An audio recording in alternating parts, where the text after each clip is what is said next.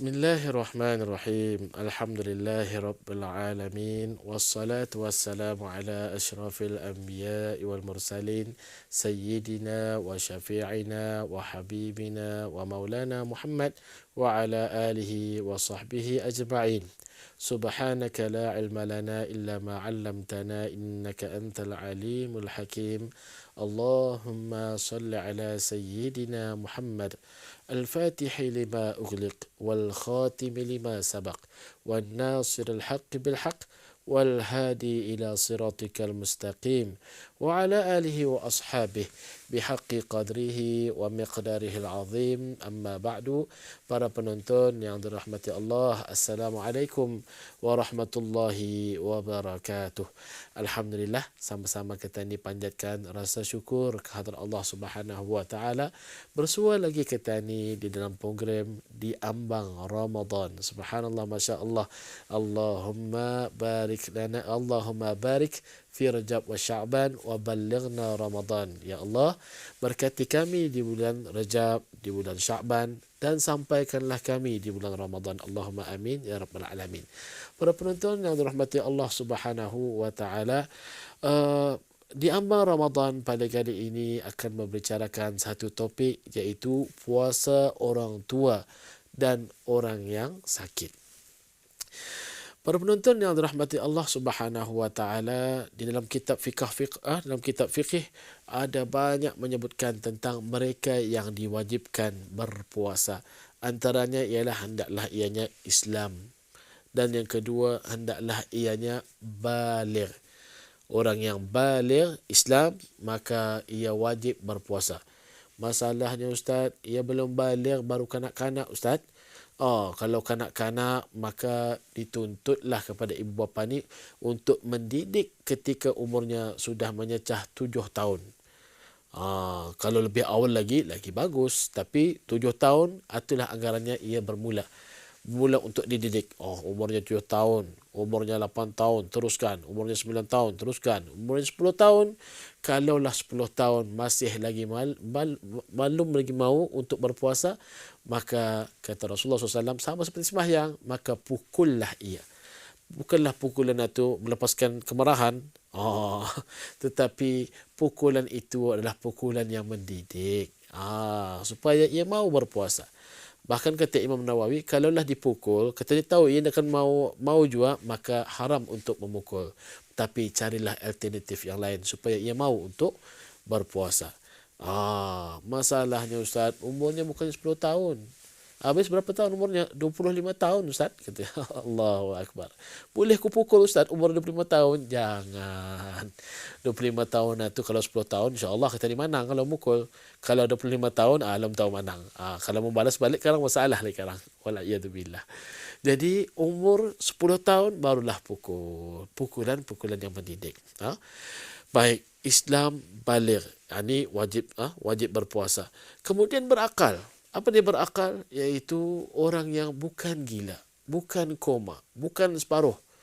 Ada sebahagian itu mengatakan, ustaz, adikku ini separuh ustaz. Sekejap sadar, sekejap gila. Sekejap sadar, sekejap gila. Kalau ia sadar, insya-Allah sehari penuh hati puasa. Tapi kalau datang gilanya katanya, dapat isbot sudah tu. Minum air. Jadinya Allahu Akbar. Yang macam-macam itu pun tidak dituntut untuk berpuasa. Yang dituntut berpuasa ni memang ia betul-betul sadar, memang ia waras. Bukannya gila, bukannya separuh-separuh. Tidak. Macam-macam orang koma tidak dituntut untuk berpuasa, terlepas kefarduan kepadanya. Jangan kadang masuk arah wat gila, minta ampun, minta maaf. Orang gila ni jangan diberi makan. Kata ni berpuasa sebulan. Janganlah. Mereka tidak dituntut untuk berpuasa. Baik. Kemudian yang keempat, sehat. Ni yang dituntut untuk berpuasa ni, iaitu sehat dan mampu untuk berpuasa. Ini yang akan kita ni kupas yang keempat ini. Yang kelima, bermastautin. Apa mastautin? Orang yang tidak berlayar. Jadi itu tidak mengapa. Ini pun ada perkara yang terperinci berkaitan orang yang musafir, macam mana ibadah puasanya. Tapi pada kali ini kita akan fokus yang keempat, iaitu sehat dan mampu untuk melakukan ibadah puasa. Inilah yang kita dikaitkan dengan tajuk kita ni, orang tua dan puasa orang yang tua dan orang yang sakit. Jadi puasa orang yang tua, tidaklah ditetapkan berapa umurnya orang yang tua ini. Tapi kalaulah sekiranya umurnya sudah lanjut dan tidak mampu untuk melakukan ibadah puasa, maka tidaklah dituntut, tidaklah diwajibkan untuk melakukan ibadah puasa. Umurnya contohnya 70 tahun, 80 tahun, ini sudah. Memang ia dah mampu untuk berpuasa. Kata ni pun janganlah action juga. Datang melihat ni makan, astagfirullah ni. Ini kita puasa kah, katanya. Allah Akbar. Ini aku dapatlah. Astaghfirullahalazim. Sebenarnya ia tidak dituntut, tidak diwajibkan berpuasa. Kenapa? Ia sudah usianya lanjut. Tidak diwajibkan berpuasa. Habis Ustaz macam itu saja. Ini yang perlu kita ingat. Kalaulah ia sudah usianya lanjut, tidak mampu untuk melakukan ibadah puasa, maka bayarkan fidyah. Bayarkan fidyah untuk dia.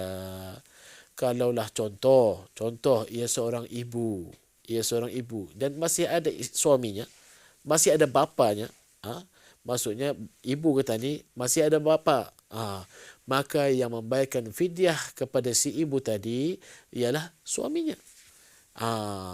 Suaminya membayarkan fidyah. Ustaz, aku masalah bayar-bayaran ni panding dulu Ustaz. Jangan takut, bayarnya murah sahaja. Berapa? 71 sen sehari. Anggaran satu cupak beras. 71 sen. Ini mampu Ustaz. Ya sudah hendak puasa ni lama sudah Ustaz. Tahun 90-an gitu ya.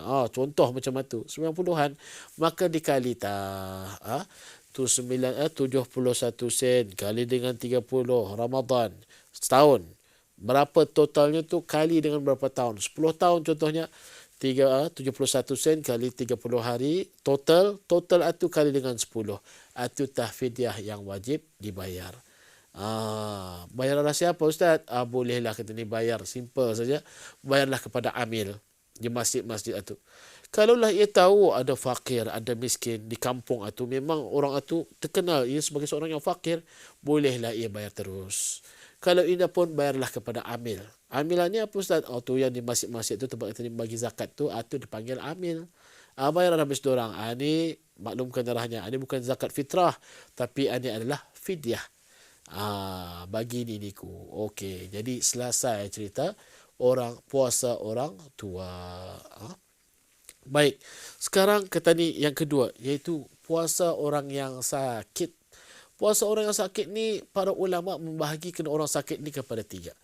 Nombor 1, orang yang sakit tiada ada harapan sembuh lagi. Orang yang sakit tiada ada harapan untuk sembuh lagi. Apa sakitnya tu? Macam-macam lah. Kalaulah ia berpuasa, ditakuti akan menambah sakit ke dia, ataupun ditakuti darurat ke dia. Yang macam mana ini ada harapan sembuh. Ambillah contoh orang, minta maaf, orang yang sudah lanjut usianya, kemudian ditebuk pula ususnya, dari sana itu keluar najis, iaitu arah beknya tu. Orang yang ditebuk perutnya ni, termasuklah perkara-perkara yang membatalkan ibadah puasa. Jadi kalau ia berpuasa pun memang ia batal. Dan itu untuk seumur hidupnya tu Ustaz, katanya. Maka tidaklah dituntut ia berpuasa. Ini orang yang sakit tiada ada harapan sembuh, Orang yang ini maka hendaklah dibayarkan fidyahnya. Berapa betul fidyahnya Ustaz? Sama macam tadi, 71 sen sehari kali dengan 30 hari. Itu dibayar. Kalaulah sekiranya belum lagi dibayar pada puasa itu, contohnya datang Ramadan ini, maka ia sakit sepanjangan. Baru tahu Ustaz, kena tahan di hospital, katanya, contoh. Di sepanjang itu ia puasa. Pada bulan Syawal meninggal ke dia. Maka ahli waris wajib bayarkan fidyah untuk si yang meninggal tadi ini. Bayarkan fidyah ke dia. Siapa yang bertanggung jawab? Ahli waris. Ambil sebahagian hartanya untuk dibayarkan fidyah. Itu sakit yang tiada ada harapan sembuh. Yang kedua, sakit ada harapan sembuh. Tetapi kalau ia berpuasa, bertambah sakit ke dia. Bertambah ayung, bertambah pitam dan sebagainya. Yang ini ada harapan sembuh. Tetapi kalau ia puasa bertambah sakit, maka yang macam mana ini indah mengapa dia perlu dibayarkan fidyah. Cuma nanti bila sudah ia sembuh, ia wajib qada semula. Berapa lama, berapa hari yang ia tinggalkan. Berapa hari ia tinggalkan. Contohnya seminggu, Ustaz. Contohnya ia sakit itu, maka seminggu itu tah dibayarkan, di qada ibadah puasanya dan tidak perlu membayar fidyah. Ini yang kedua, sakit ada harapan sembuh, tapi kalau ia berpuasa bertambah sakit ke dia. Tidak mengapa, dibenarkan berbuka dan nanti wajib qada. Yang ketiga, sakit yang ringan. Yang kalau ia puasa pun tidak mengapa. Apa sakitnya? Sakit mata merah, Ustaz. Katanya Allahu Akbar. Sakit leher, Ustaz. Katanya Allahu Akbar. Kalau orangnya kalau ia berpuasa pun ini menambah sakit pun. Jadi yang ini haram berbuka, tidak boleh berbuka. Kerana kalau ia berpuasa pun tidak menambahkan sakit dan ia mampu untuk meneruskan ibadah puasanya. Maka sakit ringan tadi itu, maka tidak dibenarkan untuk berbuka. Jadi inilah puasa berkaitan dengan hukum puasa orang yang lanjut usianya dan berkaitan dengan puasa orang yang sakit. Mudah-mudahan sedikit sebanyak menambahkan ilmu pengetahuan. Hingga kita jumpa di keluaran akan datang di amal Ramadan. Aqulu qawli hadza wa astaghfirullah li wa lakum. Wassalamualaikum warahmatullahi wabarakatuh.